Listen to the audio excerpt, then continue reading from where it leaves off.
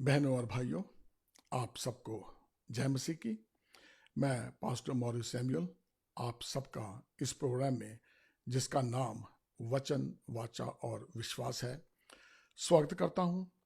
आज ही की तरह हर शनिवार को यूएसए सेंट्रल टाइम के मुताबिक सुबह 9 बजे इसी मंच पे, इसी चैनल पे और इसी प्रोग्राम के माध्यम से वचन, वाचा और विश्वास प्रोग्राम में मेरी आपसे हर सैटरडे सुबह 9 बजे आपसे मुलाकात हुआ करोगी। और इंडिया में उस वक्त शायद शाम के सैटरडे शनिवार शाम 7:30 बजा करेंगे। मैं आपसे इसी मंच पे मिला करूंगा। आज बहनों भाइयों, आप सबका जो अभी अभी इस प्रोग्राम में जुड़े हैं, मैं आप सबका स्वागत करता हूं। और उन सब का भी जो कि अभी जुड़ने वाले हैं या यूट्यूब में इसको वॉच करेंगे, उन सब का भी स्वागत है।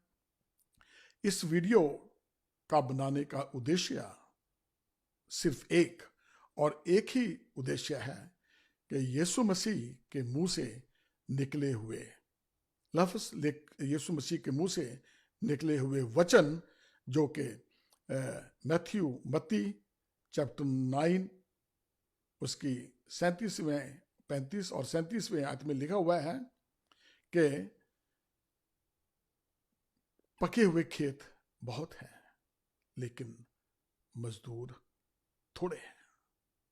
एक ये वचन, ये यीशु मसीह ने अपने चेलों को कहा था कि बहुत लोग हैं जो वचन को सुनना चाहते हैं, लेकिन मजदूर काटने वाले, सुनाने वाले बहुत कम है।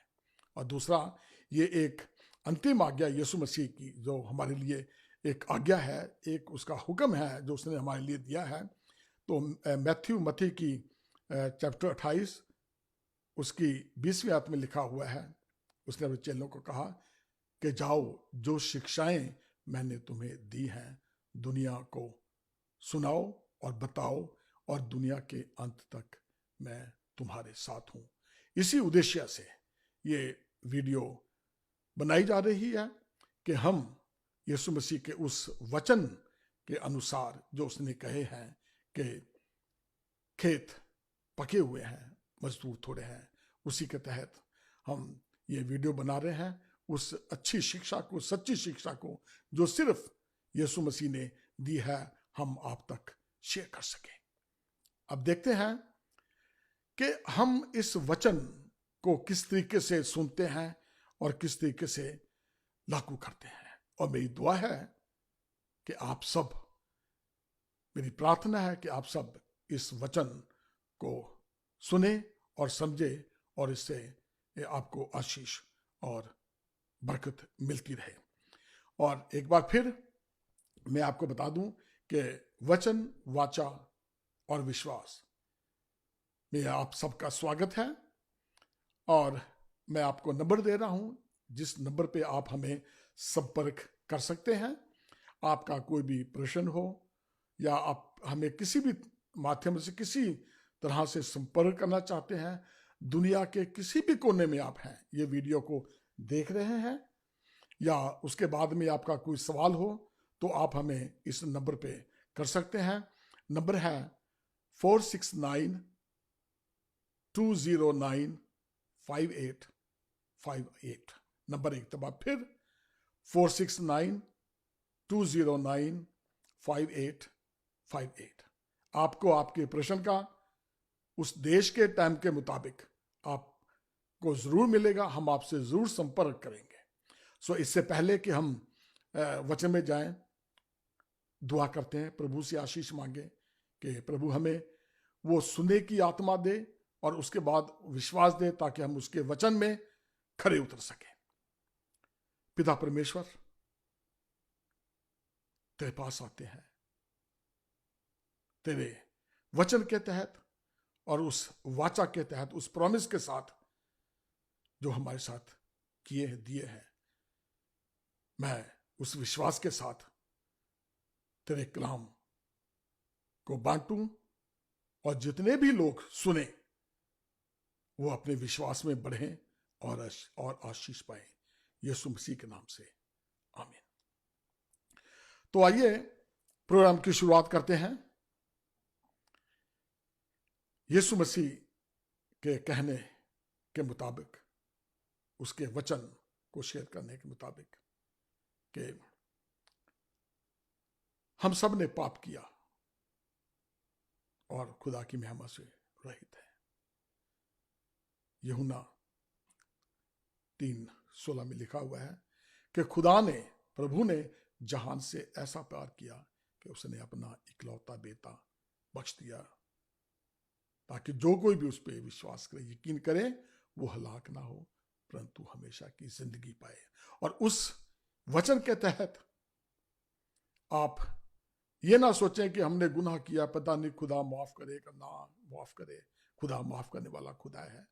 किसी भी समय आप उसके पास हैं, उससे माफी मांगे, वो हमें माफ करने के लिए तैयार है। ठीक उसी तरह से, जिस तरह से कि ये 14वीं सदी में हुआ था। आप सबको हिस्ट्री से मालूम है, पता है कि 14वीं सदी में एक बीमारी फैली थी जिसे कि प्लेग कहते थे। वो चूहों से फैलती है और उस दौरान पूरी दुनिया में तकरीबन 20 मिलियन लोग उसका शिकार हुए थे। बहुत लोग रो रहे थे, हाहाकार मची हुई थी कि क्या होगा।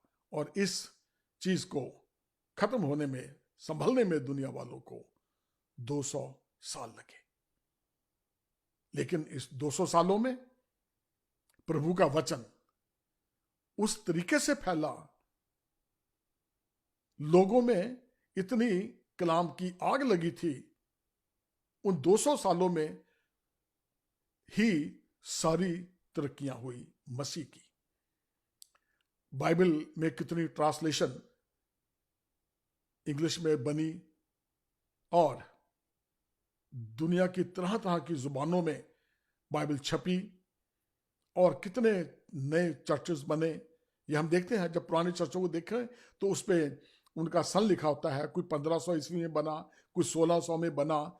तो लोग मसीही को जान गए थे, एक तरीके से मसीह को जानने की होड़ लगी हुई थी, उनमें वो आग लगी थी कि हम प्रभु के वचन को सीखें।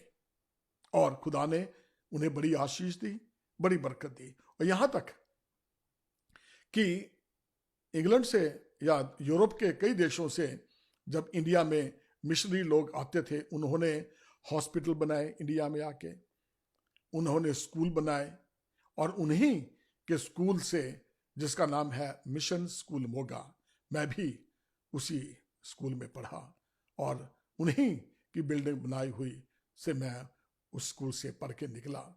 लेकिन जैसे पौलुस कहता है कि जब मैं बच्चा था तो बच्चों की नाई बोलता था, बड़ा हो गया हूं तो बड़ों की नाई।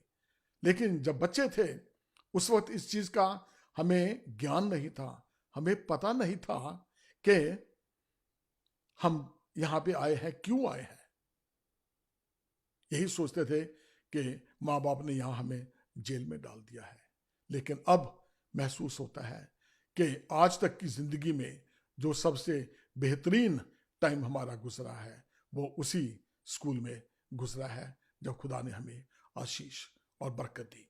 तो अब खुदा के वचन में जाने से पहले मेरी एक बार फिर गुजारिश है कि जो अभी हमारे इस प्रोग्राम में जुड़े हैं, वचन, वाचा और विश्वास में जुड़े हुए हैं, उनसे मेरी निवेदन है कि आप ये नंबर लिख लें कि जब आपने हमसे संपर्क करना है तो आप इस नंबर पे हमें संपर्क कर सकते हैं।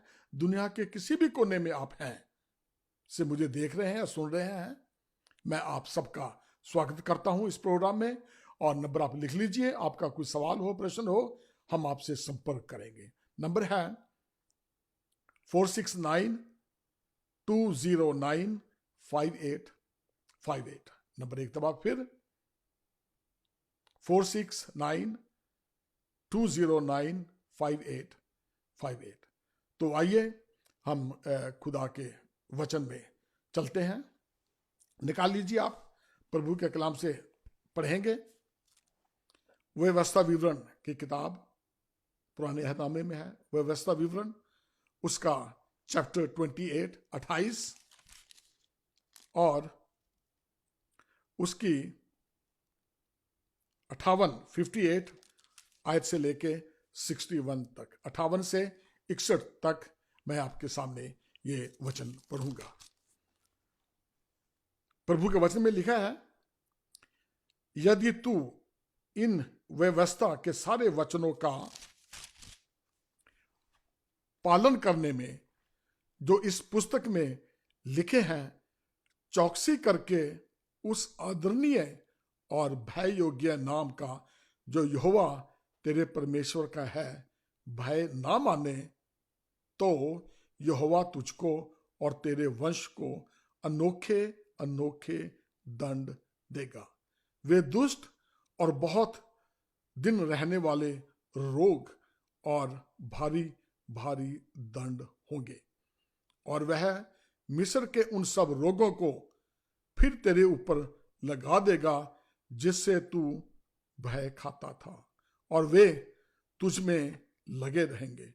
और जितने रोग आदि दंड इस व्यवस्था की पुस्तक में नहीं लिखे हैं, इन सबों को भी यहोवा तुझको यहां तक लगा देगा कि तेरा सत्यानाश हो जाएगा।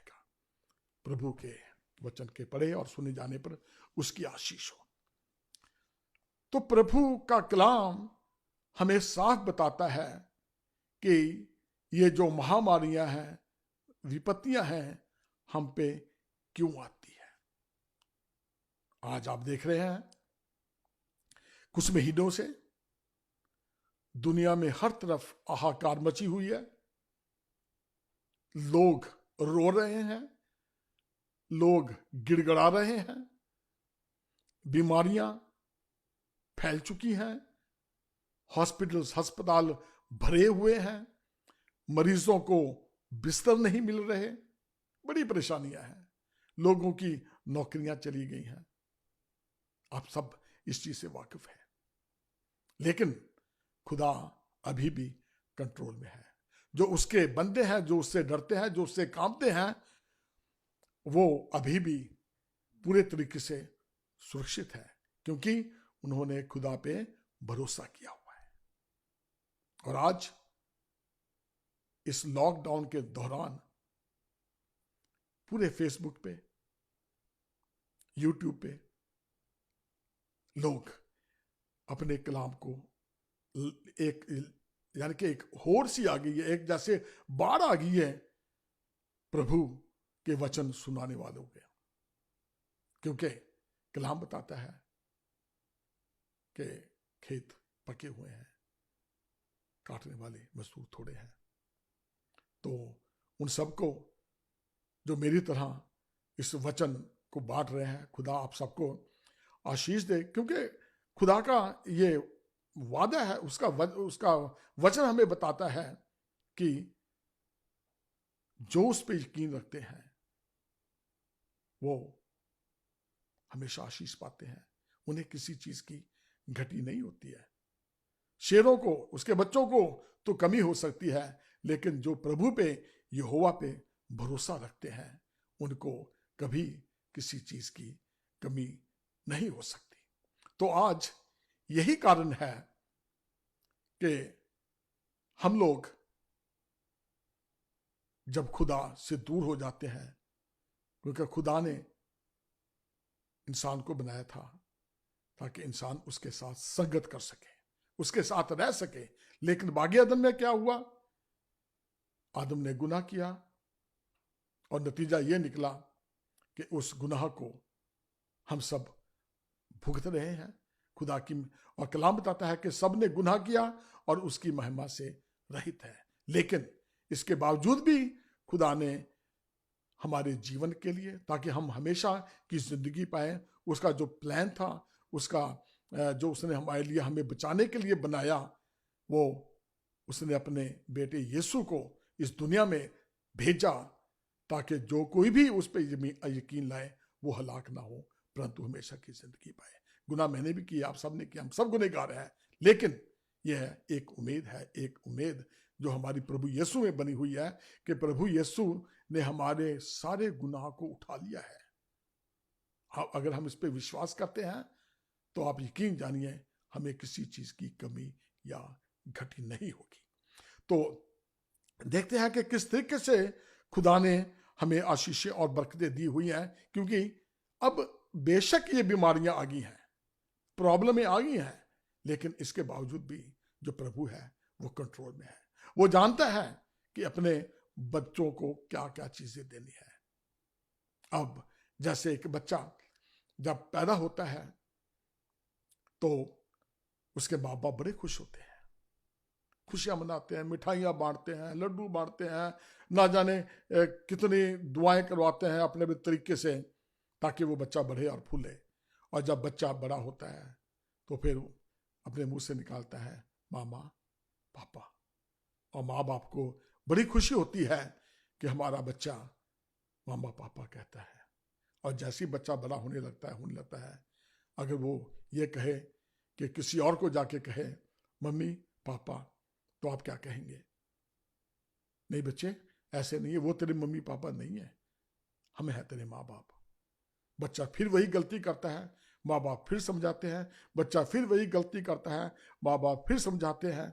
लेकिन क्या होता है, एक दिन जब बच्चा मानता नहीं है, बड़ा हो जाता है, समझदार होता है, वो फिर कहता है किसी को जाके मम्मी पापा। फिर माँ बाप क्या करते हैं, उसके मुंह पे जाके तमाचा मारते हैं, नहीं तेरे माँ बाप हम हैं। तो आज जब ये महामारी है, ये दुख है, तकलीफ है, ये कोरोना है, ये पूरी दुनिया वालों के लिए उसके मुंह पे एक खुदा की तरफ से तमाचा है, ताकि हम जान जाएं कि हमारा बाप कौन है, हमारा प्रभु कौन है, हमें किसने बनाया है।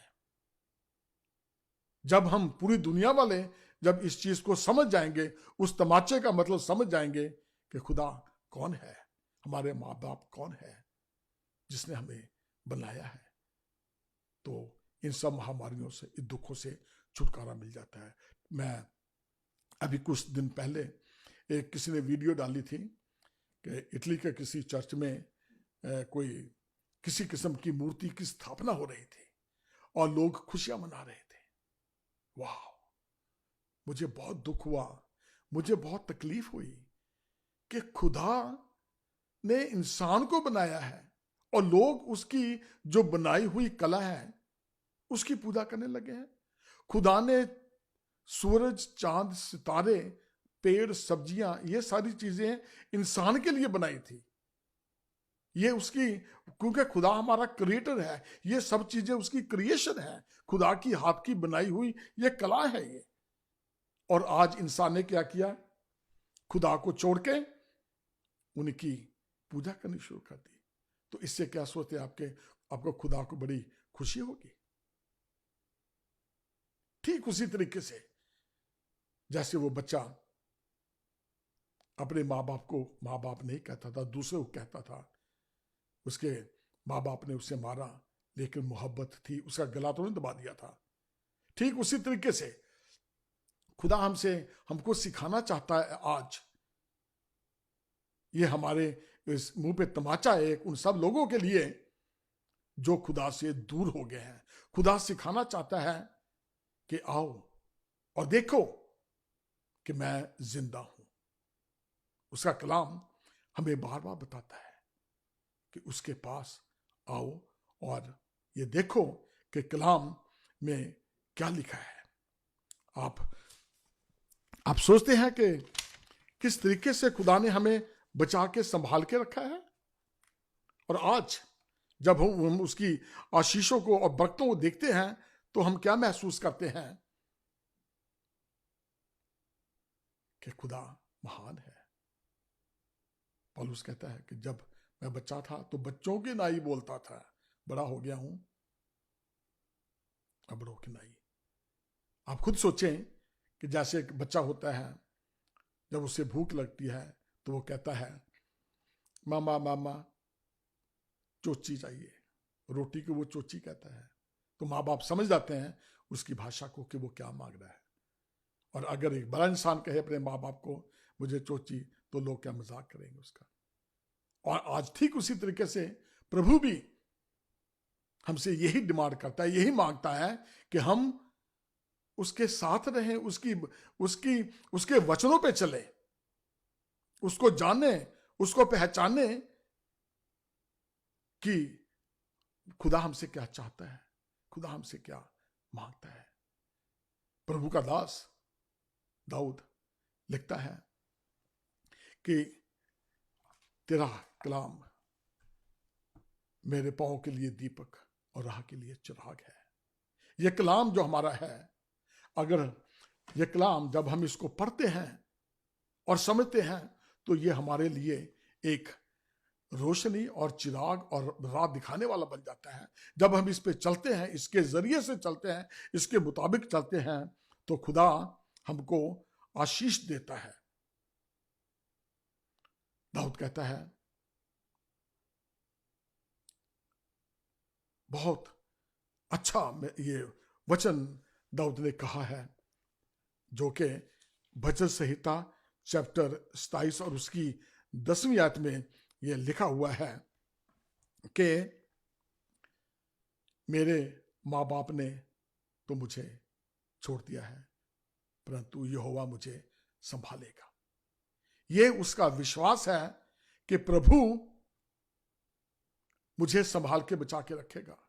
और आपको पता है, बेशक दाऊद ने गुनाह किया, लेकिन उसने उसकी माफी मांगी, खुदा ने उसे माफ भी किया।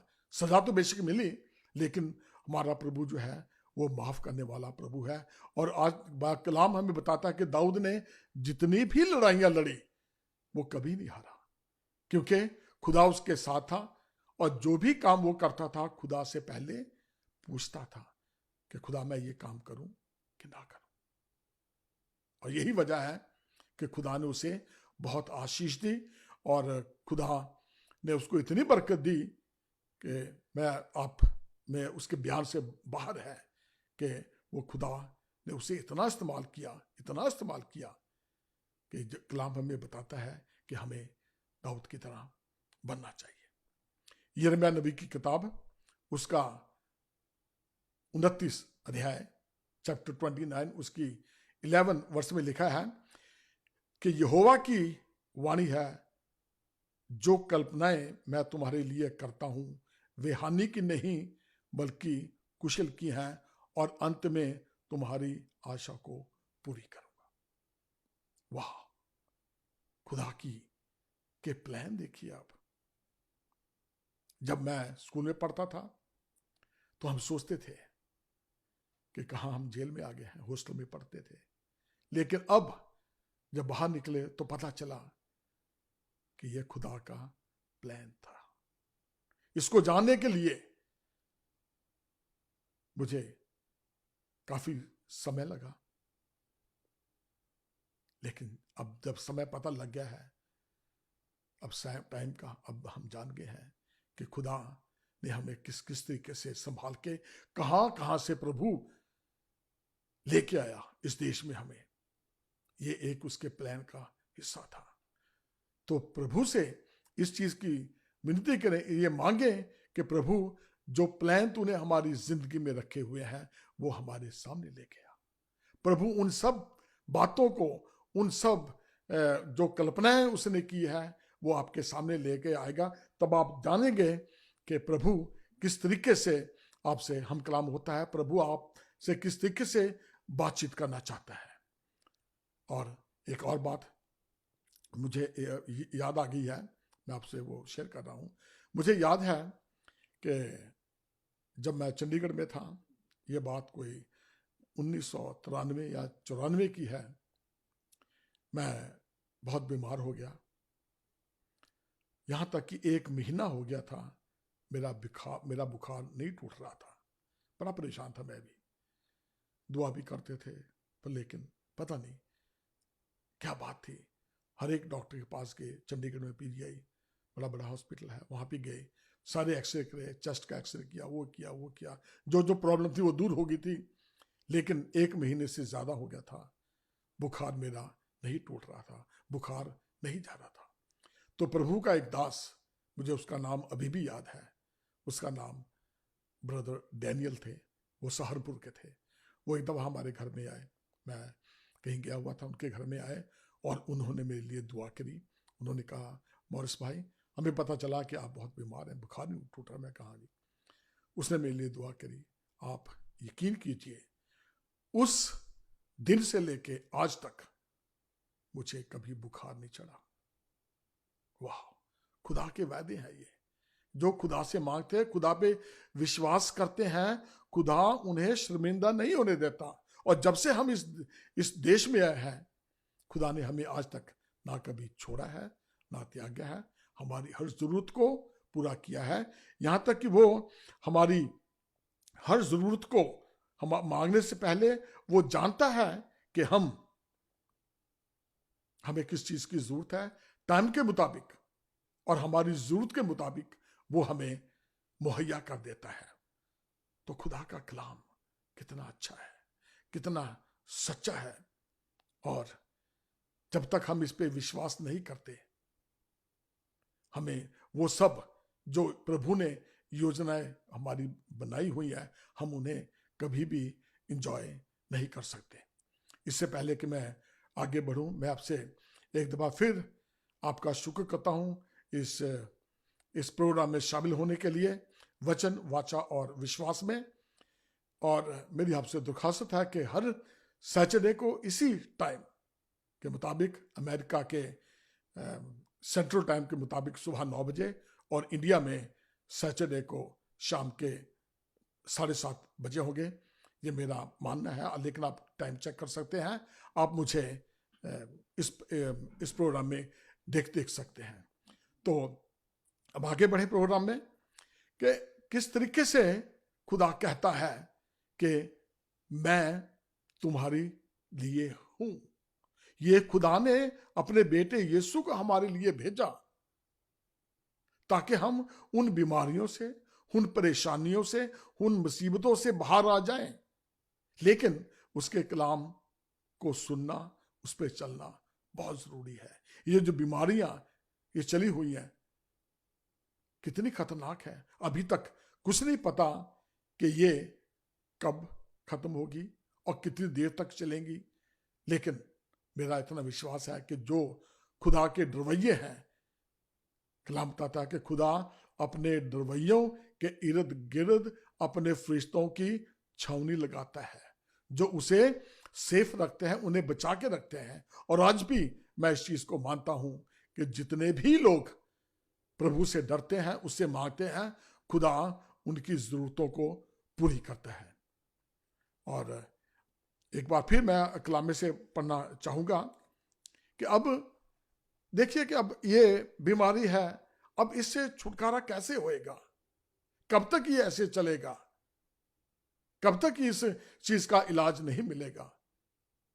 मेरा एक ही कहना है कि जब तक हम अपने घुटनों के बल नहीं आ जाते, प्रभु को नहीं मानते, उसके वचनों पे नहीं चलते, हमारी जिंदगियों से ये बीमारियां, ये पहाड़ जाने वाला नहीं है। क्योंकि कलाम कहता है कि विश्वास के साथ मांगो। अगर तुम कहो कि ये पहाड़ उठ के समुद्र में चला जाए, वो चला जाएगा। लेकिन क्या है, हमें विश्वास, हमारा विश्वास होना बहुत जरूरी है। तो आज उस विश्वास के तहत मैं आपको कहता हूं कि दुआ मांगे। जो वो पहाड़ है, पहाड़ किस चीज के हैं? हमारी जिंदगी में दुखों का पहाड़ है, मुसीबतों का पहाड़ है, परेशानियों का पहाड़ है, बीमारियां हैं, जरूरतें हैं, बेरोजगार हो गए हैं, घर में पैसा नहीं है, ये सब पहाड़ हैं। अब इनको हम कैसे निकालें अपनी जिंदगी से? सिर्फ इसके वचन के मुताबिक।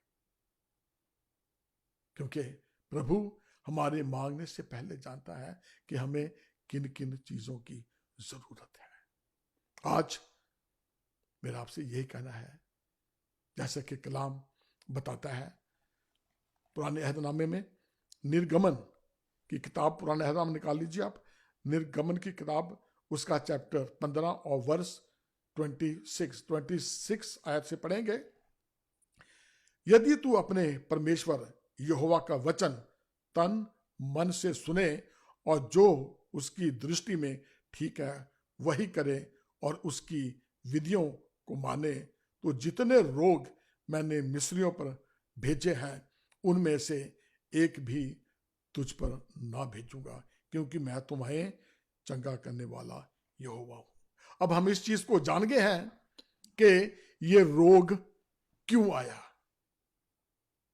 इस चीज को बहुत अच्छी तरीके से समझ गए हैं कि जब हम प्रभु से दूर हो जाते हैं, जब हम उसके चलाए नहीं चलते, बुतों की पूजा करते हैं। बुतों से मेरा मानना है, मेरा कहना है कि बुत वो नहीं है कि हम सचमुच पत्थर की मूर्ति के सामने गिर जाएं। बुतों से, बुत प्रति से मतलब है कि जब हम खुदा का टाइम किसी और चीज को दे देते हैं। अब दुआ करने का टाइम है तो चलो फिल्म देख लें, दुआ करने का टाइम है तो चलो वो चीज देख लें। हम प्रभु को पहला दर्जा नहीं देते, किसी और को देखना शुरू कर देते हैं, किसी और को मानना शुरू कर देते हैं। तो ये सारी बुत परस्ती है। सेलफोन जो आजकल के हैं, सबसे बड़ी बुत परस्ती तो वही है। क्योंकि जब हम कलाम पढ़ते हैं, उसका टाइम होता है, किसी का फोन आ जाता है, हम कलाम को छोड़ के अपने फोन को सुनना शुरू कर देते हैं। और शैतान कहते हैं कि शैतान जो है हमारे कंधे की सवारी करता है, जैसे उसे मौका मिलता है वो हमारे अंदर आ जाता है। शैतान कैसे आता है हमारे अंदर? हमारी आंखों के जरिए से शैतान हमें आता है कि हम क्या देख रहे हैं, हमारे कानों के जरिए से आता है कि हम क्या सुन रहे हैं, हमारे मुंह के जरिए से शैतान आता है हमारे अंदर कि हम क्या कर रहे हैं, हम क्या बोल रहे हैं। बहुत सोच समझ के देखें कि हम क्या देख रहे हैं, बहुत सोच समझ के सुने कि हम क्या सुन रहे हैं और क्या बोल रहे हैं। शैतान तो क्या है कि एकदम चौकन्ना है, वो इसी ताक में बैठा हुआ है कि कब हम फाड़ खाएं। ये